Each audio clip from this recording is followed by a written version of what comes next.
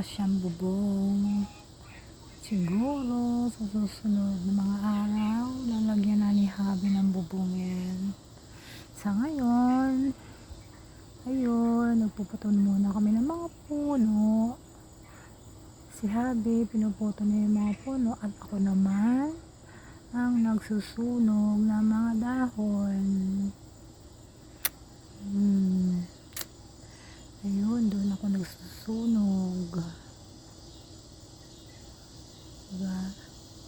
Ang bilis niyang sobrang ang init.